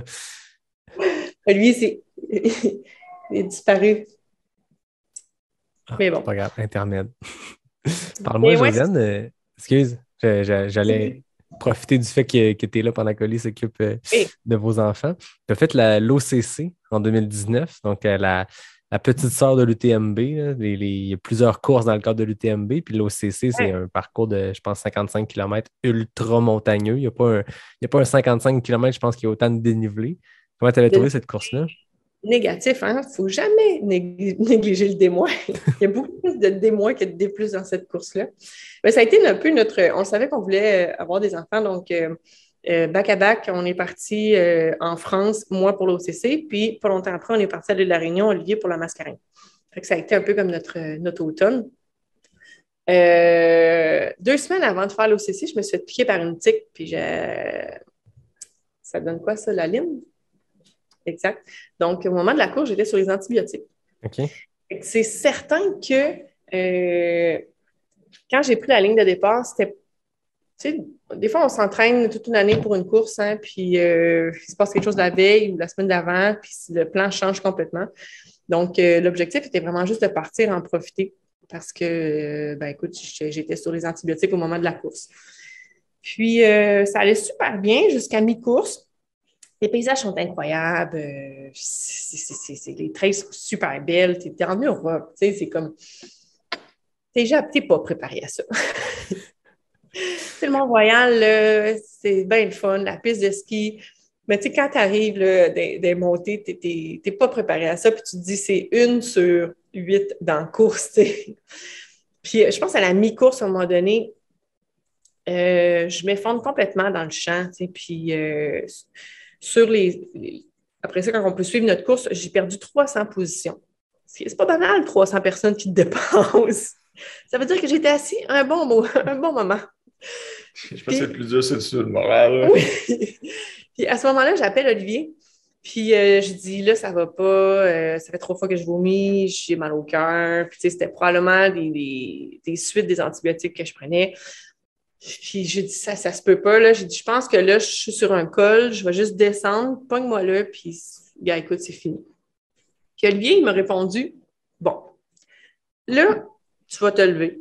Tu vas te prendre 2 gravoles. Puis je t'attends au prochain ravito, puis tu repars. Puis, tu sais, t'es comme moi, hein, si c'est un médecin qui dit ça, sûrement que je suis pas en train de mourir, tu sais. Merci de ta compassion. Merci de ta compassion, mais en même temps, c'est ce que j'avais besoin d'entendre, parce que quand je suis arrivée au ravito pour le voir, ben, tu sais, ça avait passé, j'allais super bien. Bon, j'ai pas été capable de manger le reste de la course, mais merci Brix à l'érable. Ça m'a sauvée. J'ai bu du sirop d'érable jusqu'à la fin de la course. Puis, j'ai rattrapé mes 300 positions. Ah ouais? Tu sais, c'est pas banal d'en perdre, mais c'est pas banal d'en gagner non plus. Ce qui a fait que je suis arrivée à la fin avec une énergie. Je venais de renaître. Tu sais, dans les ultras, il se passe plusieurs vies. Hein. On dirait qu'on naît, on meurt, on renaît, on remeurt. Puis... l'énergie, c'est en up and down. Puis quand tu réussis à dépasser ton down, ben écoute, ça va vers le up, tu sais. Puis c'est ça qui est arrivé. J'ai vraiment terminé ma course de façon forte. Puis c'est ce que je retiens le plus. C'est quand tu traverses, comme on le disait tantôt, tu traverses la ligne d'arrivée, puis tu es comme, j'en ai tellement bavé, je peux pas croire que je me suis rendue jusque-là, tu sais. Puis de traverser la mythique arche... de l'UTMB, tu sais, c'est quelque chose, là. Puis à ce moment-là, je me faisais chauffer les fesses par Pau Capel, c'est ça?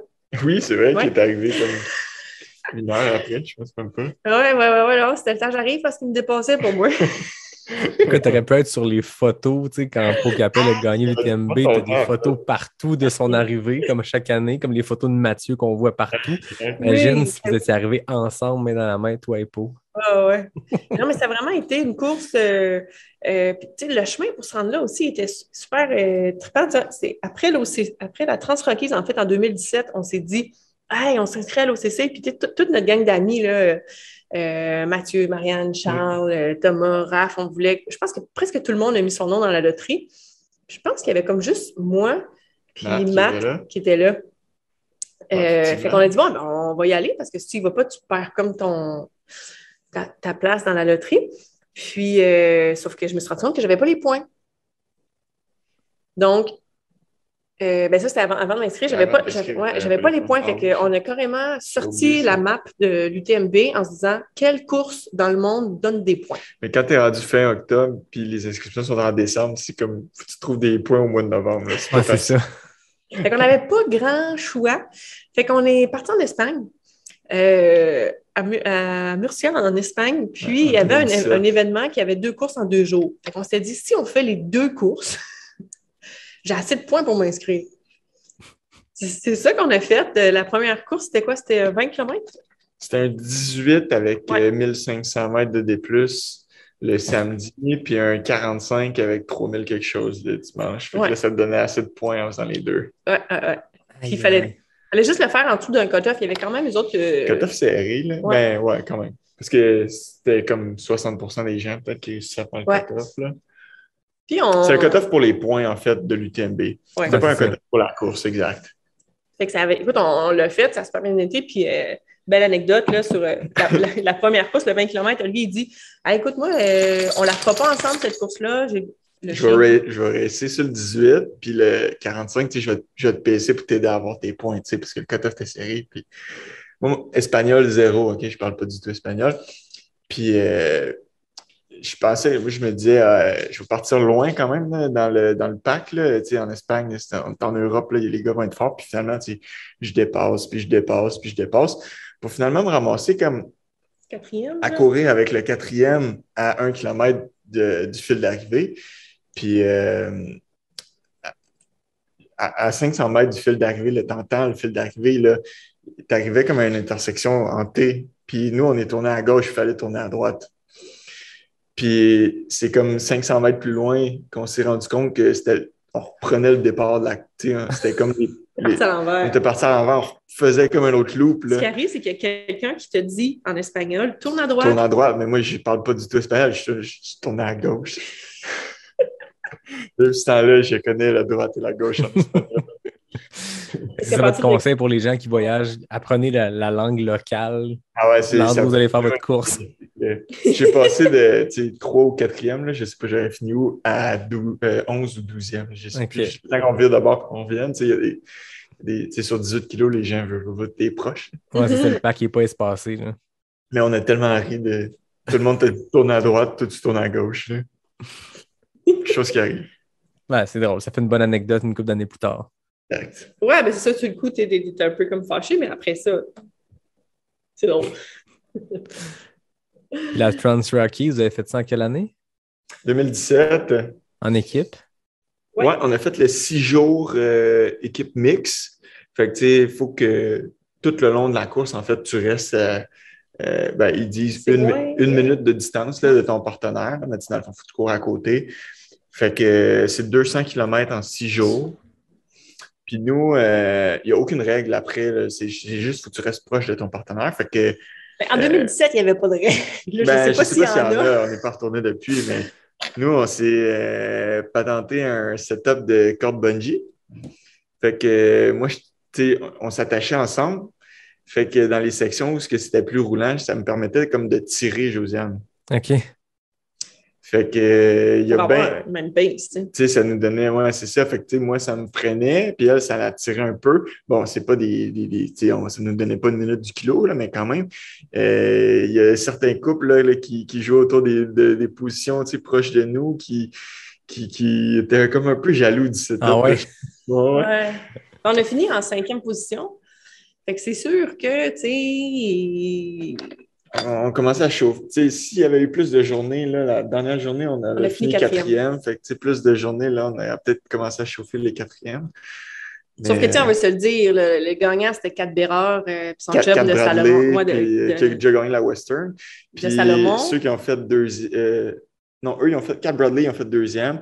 Puis le couple qui avait gagné, c'était Germain Granger qui finit l'UTMB en 4e place avec sa blonde qui a fait aussi podium, je pense, à l'UTMB. Ouais, Cathy Scheid. Ouais. On n'avait pas la prétention d'aller les chercher. On ne pouvait pas faire du tout en 2017, là, mais quand même, ça nous avait... C'est trippant de voir que tu cours comme... contre eux, là. Avec eux, oui. Puis t'es assez proche, assez proche, pas dans le temps, dans les temps de course, mais comme dans les temps de position, on était quand même pas si pire. L'autre chose, là, c'est que passer à 4100 mètres d'altitude pour les Québécois qui s'entraînent sur le Mont-Royal, Josiane n'a jamais vu les paysages du Colorado, était incapable de regarder au loin, sinon elle avait le vertige les étourdissements qu'elle prenait. Là, fait que elle trouve les photos que j'ai prises sont très belles. Oui, ça, c'est beau. C'est un beau voyage en photo. Non, mais ça a été vraiment l'épopée qui a un peu comme solidifié tout le reste, qu'après, on s'est équipé d'une van life, puis qu'on a juste tellement trouvé ça trippant. Puis... Mais en fait, on était allé là-bas avec notre vieille van Honda qu'on avait convertie avec un lit à l'intérieur. Écoute, c'est un peu plus que 48 heures rouler non-stop, se rendre au Colorado. Fait que, ça a comme fait partie de l'aventure. Ben oui. Presque 6 jours, tu dors dans les tentes. On avait fini de courir le dimanche soir. Le lundi matin, on a pris la route. C'est comme le mercredi matin. Ouais. Moi, je commençais une nouvelle job. Moi, je rentrais à Puis Olivier est rentré opérer à 5 h le matin. On est arrivé à 2 h du matin. Aïe, aïe. Vive le café. Voilà. C'est le genre d'affaire. Puis, ce qu'il faut dire aussi, c'est que pendant la course, je pense qu'à la 3e ou 4e journée, Olivier est tombé et il s'est cassé un pouce. Ah ouais? Là, je le vois, puis là, je suis comme ça. Puis là, je le vois qui craque son doigt. Ah, OK, c'est bon, on repart. Là, après, tu sais, puis on part vite, là. Là, je suis comme, wow, tu vas bien trop vite. Il est comme, ah ouais. Une adrénaline de fou. Il me dit après ça, quand on traverse la file d'arrivée, je me suis cassé le pouce. Là, ils s'en vont voir les médics, puis là, ils font, ouais, l'hôpital est loin, hein. Ouais, non, je vais être correct. Puis, il est allé à l'hôpital au Québec. Ouais, j'en ai au Québec, mais tu sais, comme un pouce un peu tout croche, là, tu la replaces, puis la douleur fait en sorte que tu as un petit rush d'adrénaline, là. Fait que on avait fini la course sur un bon pace, je dirais. Dans ce cas-là, je pense que ça cicatrise pas bien, là. Ça reprend pas parfaitement, c'est ça? Ben, c'est pas si pire, là. Ouais? Le physio, on l'a travaillé pas mal, là, mais effectivement, là, il plie pas autant que celui de l'autre main, là, mais ça va, on l'a travaillé pas mal, puis Faut pas de l'autre main. ça m'empêche pas d'opérer. Voilà, c'est ça l'important. Moi, maintenant, en ski alpin, dans un sous-bois, je m'étais pogné entre mon bâton et un arbre en essayant de me pogner, puis C'est exactement. cassé comme l'index ici. Mais tu sais, sur le coup, ça fait mal. Fait que je m'en vais à la pharmacie acheter comme un truc en métal qui fait la forme du doigt, puis je le tape, puis je me dis, ça fait juste mal quand je plie. Puis tu sais, ça passe. Puis à un moment donné, 8 mois plus tard, je vais voir mon médecin de famille pour totalement autre chose. Puis là, j'ai dit, hey, peux-tu checker? Il me semble que j'ai une bosse. Il fait, ouais, t'as une bonne bosse. T'es-tu cassé le doigt? Ah, ben, ça devait être cassé cette fois-là. Donc, ça a comme cicatrisé, puis j'ai une belle petite bosse, mais ça, je pense que ça limite un peu, mais Exact. c'est pas du gun. Il n'y a pas besoin d'avoir une bonne gâchette. Là. J'avais des pôles, moi aussi, là. Pour moi, on s'avait amené des bâtons, puis c'est avec le bâton dans les mains, là, quand tu tombes, là, les doigts, ils écopent. Là. Ouais. Ça fait des bonnes histoires à raconter. Ouais, exact. Et voilà. Moi, vous le savez, je t'amène tout le temps avec les questions éclair NAC. Là, vous êtes des ambassadeurs NAC. Je me trompe pas, les deux ou Oli seulement? Ouais, surtout moi, mais tu sais, je vous dis, c'est un peu. Elle en mange aussi, je suppose. Ouais, exact. Ouais. Ça faisait très bien les waffles puis les bornacs pour la grossesse, là, les petites sorties. Ça. Ah oui, c'est clair. Hein? Ça fait quand tu as un petit rush de sucre, quand tu as une petite baisse de pression, voilà, la bornac est prête. Fait que vous le savez, d'habitude, c'est comme un concours de vitesse, de FKT, répondre rapidement. Mais là, à 2 invités, c'est plus tough. Puis il y avait de quoi que j'avais commencé avec Julien et Joanie il y a 1 an. Je l'ai refait avec des couples. Je l'ai refait avec pas des couples, des amis. René Morissette puis Mathieu Fortin l'ont fait. Donc, il y en a un des deux qui va commencer. J'ai 10 questions. La réponse, c'est soit Oli, soit Josiane. Fait que la deuxième personne n'est pas là, il ne faut pas qu'il entende. Puis après ça, le deuxième arrive. Puis là, on va voir les réponses, puis on va voir si vous vous entendez sur, par exemple, qui mange le plus. Vous devez répondre. Fait que je ne sais pas qui veut commencer, qui veut aller faire un tour dans la cuisine. C'est un peu comme les jeux des mariages. Là, exact, c'est quasiment ça. Je quitte. Ah, Jacques, OK. Parfait. Là, on est sûr qu'elle ne t'écoute pas? C'est dit, ouais, je pense que c'est bon. On peut-y faire confiance? On va faire confiance. Parfait. Qui court le plus? C'est moi. Qui se lève le plus la nuit pour s'occuper des petits? C'est Josiane. Qui est le plus maladroit? C'est Josiane. Qui aime le plus les montées entre elles? Je pense que c'est moi. Qui aime le plus les descentes? C'est dur à dire. Les deux, mais Josiane aime beaucoup les descentes. Qui mange le plus de barnac? Je veux dire moi. Qui se laisse le plus traîner? Je veux dire moi. Qui conduit le plus la vanne? C'est moi. Qui chante le plus mal? C'est probablement moi. Qui poste le plus sur votre Instagram commun? C'est Josiane. Parfait. Donc, j'ai les réponses. Tu peux lui dire de revenir. Toi, tu peux rester, c'est pas grave, tu as déjà répondu. Fait que, tant que tu lui donnes pas d'indices. Non, parfait. Je vais être. Ouais, c'est vrai.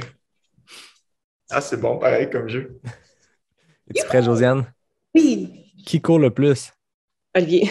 Qui se lève le plus la nuit pour s'occuper des petits? Moi. Qui est le plus maladroit? Moi. Qui aime le plus les montées entre elles? Oli. Qui aime le plus les descentes? Moi. Qui mange le plus de barnac? Oli. Qui se laisse le plus traîner? Oli. Qui conduit le plus la vanne? Oli. Qui chante le plus mal? Oli. Qui poste le plus sur votre Instagram? C'est moi. C'est un 10 en 10. Hey, c'est Sérieux? Très, bon! très fort. Félicitations. Très, très impressionnant. Écoute, je pense que Joanie et Julien, il y a un an, avaient fait exactement la même chose, un genre de 10 en 10. Je pourrais leur demander, je m'en vais courir avec eux autres demain matin, mais il me semble que c'est un 10 en 10. Hey, Très, très fort. questions. C'est des bonnes questions. Ouais. D'habitude, je peux comme revenir et faire bon, c'est où les points de chicane potentielle parce que les deux disent deux choses différentes, mais là, vous êtes all-in comme ça. Très fort. Ah, c'est vrai ça, mais non, c'est des bonnes questions. Mais tu sais, en même temps, tu sais, comme qui aime mieux les descentes, qui aime mieux les montées, comme le fait qu'Olivier aime beaucoup les montées, ben, tu sais, toi, moi, ça me pousse un peu comme à m'améliorer, puis à me dépasser dans les montées, puis Je sais que tu aimes vraiment les descentes. Je te laisse toujours aller devant puis gérer le pace descente. Ouais. Ça, c'est sûr. C'est moi qui t'avais en descente. J'aime les descentes, sauf à l'OCC quand tu as comme 4000 mètres de dénivelé négatif. C'est clair. C'est intense, mais c'est souvent qu'ils sont longues. Tu sais, au Québec, j'aime ça, les descentes techniques, là, quand c'est casse-gueule, puis que c'est dangereux. Tu sais, je ne sais pas si ça ramène mon passé de boxe ou est-ce que je peux me péter la gueule. Mais, tu sais, Hélène Dumais m'a toujours dit, il ne faut pas que tu penses. Si tu penses, tu vas tomber. Ah, c'est clair. Bouge les pieds rapides, descends, puis profite de la brise. Ah, mais une descente technique, c'est le fun de se laisser aller parce que le cerveau va tellement vite, puis je veux dire, à un moment donné, tu t'emportes, puis oui, ça finit parfois les quatre fers en l'air dans la brousse, mais c'est pas grave. Mais la plupart du temps, c'est vraiment très le fun. Là. Oui, c'est qui disait les courses, ça se gagne en montée, ça se perd en descente? Je sais plus d'où ça vient, mais c'est un dicton qu'on dit depuis vraiment longtemps. C'est une bonne, c'est vrai, c'est intéressant. Dans le sens où on a tous vu quelqu'un en course vraiment bon, mais pas descendre. Puis tu sais, je fais le parallèle avec le skimo. Il y a des très, très, très bons courseurs, là. Ils montent comme des flèches. Après ça, il faut qu'ils skient pour descendre. C'est ça. Ouais. C'est là que ça se joue. Ben, Avez-vous des plans de van life en 2022?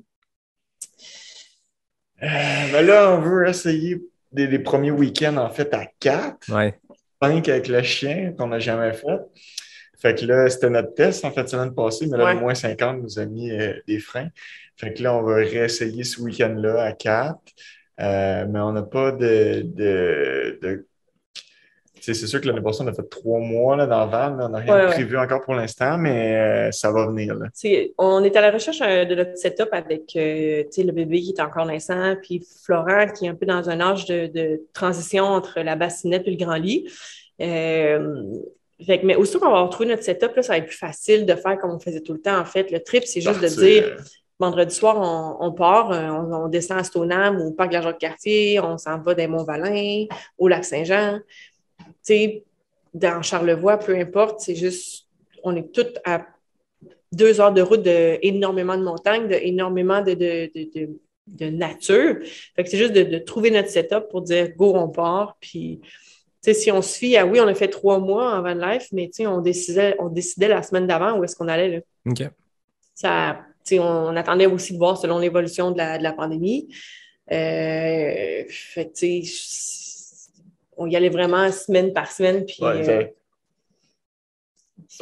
semaines de construction, on allait où les gens n'allaient pas. Tout ça.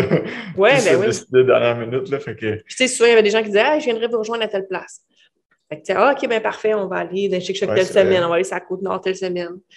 Fait que, c'est ça. Puis, tu sais, c'est sûr que là, il y a les courses de skimo qui vont nous amener à se promener un petit peu plus. Puis, nous, c'est sûr qu'on va on va se promener en van life parce que c'est super facile. Tu sais, aussi, en temps de pandémie, c'est ce qui nous a un petit peu sauvé de dire on peut sortir en respectant les règles quand même. Ah oui, exact. On reste dans notre van ou on va dehors. On traîne notre maison. Voilà. C'est le plus simple. On va juste réactiver la machine de s'adapter, tu sais, puis trouver le nouveau setup avec un bébé de plus. Puis après ça, ben, ça va être parti, là.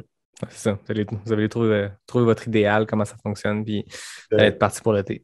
Faire des tests, puis après ça, hop. Oui, c'est ça. On va arriver à l'été, puis on va être seté, puis ça va être plus facile de partir. On s'est vraiment équipé de van life dans le bon temps, là, avant un peu la pandémie, parce que maintenant, c'est un peu rendu la folie. On s'en cherche. Tout le monde en veut. Les gens qui en vendent, ça se vend super rapidement. On a été quand même chanceux qu'on a un petit peu on a comme profité de l'occasion un petit peu avant la folie. Ouais. C'est le meilleur move qu'on n'a pas fait. C'est quand on a vu que tous nos voyages étaient... Olivier était supposé aller faire le... Tour du Ritor en Italie. OK. Course de skimo sur... Ben, c'est comme la Pierramenta, là. Je sais pas si des gens qui écoutent le podcast qui connaissent bien le skimo. La Pierramenta, c'est 4 jours, 10 000 mètres de dénivelé en 4 jours. Ben, la Tour du Ritor, c'est l'équivalent, mais en Italie. Puis c'est une course qui se fait juste aux 2 ans. OK. En mars 2020, si on s'en souvient, en Italie, comment ça allait en mars 2020? Oui. Pas besoin de dire qu'on n'est pas allé. Fait que c'est ça, ça a été plusieurs voyages qui ont comme été annulés. Donc, on s'est reviré de bord puis on s'est acheté une van life. Ben, très cool. Merci beaucoup de votre temps ce soir. Ça a été super intéressant. Je pense qu'il y en a pour tout le monde, pour les gens qui veulent les trucs de course, les gens, les futurs parents ou les parents actuels qui veulent trouver des trucs. Vous êtes vraiment super inspirant comme athlète, mais super inspirant comme parent aussi. J'aime beaucoup votre philosophie, votre vibe. Puis je pense que ça va vraiment plaire aux gens. Merci. Cool. Un gros merci à toi. Ça a été super intéressant. Moi, comme d'habitude, je termine en remerciant David Hébert qui signe le design graphique du podcast. Je remercie Fred Desroches qui signe le thème musical. Je remercie NAC. On en parlait tantôt, les questions éclair NAC. Mais ça va plus loin que des questions éclairs. C'est le partenaire officiel du podcast. Je suis très chanceux de les avoir. Merci à William, à Mine, à toute l'équipe. Et je vous remercie, vous deux, de votre temps. C'était un super épisode, puis j'ai très hâte d'avoir les réactions des gens. C'est ça, à chaque semaine. On lance l'épisode, on lance ça dans les airs, puis on voit comment ça accroche. Mais je suis certain que les gens vont aimer ça. Puis merci à tout le monde, d'ailleurs, qui est fidèle au poste chaque mercredi. Moi, ça me fait capoter à chaque fois quand je commence à travailler, puis j'ouvre l'application où je vois les views, puis ça fait 2 heures que l'épisode est en ligne, puis il y a déjà un nombre de monde qui l'écoute. Je me dis, vous êtes des malades. C'est positif, là, vous êtes des malades. Je trouve ça vraiment cool que ça a comme créé un rendez-vous. Fait que ça me touche beaucoup, je trouve ça le fun. Fait que j'en profite pour remercier le monde, je le fais pas assez. Ben, merci à toi de toute l'énergie que tu mets là-dedans. Là. Je veux dire, on pourrait penser que c'est ta job principale là, de sortir un podcast à chaque semaine avec toutes les photos, toutes les posts. Puis tu sais, c'est le fun parce qu'en temps de pandémie, ce genre de choses nous rassemblent. C'était un peu l'objectif. À la base, je le faisais vraiment pour moi de me dire j'ai le goût de connecter avec le monde quand on peut pas. Puis je sens que ça a comme fait boule de neige comme ça. Puis c'est comme devenu... c'est ça. Je pense que ça fait du bien au monde qui ont le goût d'écouter quelque chose dans leur longue sortie un peu plate de route puis qui veulent entendre voyager à travers les anecdotes des gens, les anecdotes de montagne puis de pouces cassés. Là. Yes. Avant 2020, on se faisait des amis de course dans les clubs de trail, les clubs de course. Maintenant, c'est via les podcasts. Ouais, c'est clair. Ah ouais, mais ça va revenir. Ça va revenir tout ça. C'est sûr. Cool. Ben, merci à vous, merci à tout le monde. Puis je vous dis à la semaine prochaine pour un prochain épisode de Pas sorti du bois, le podcast 100% trail.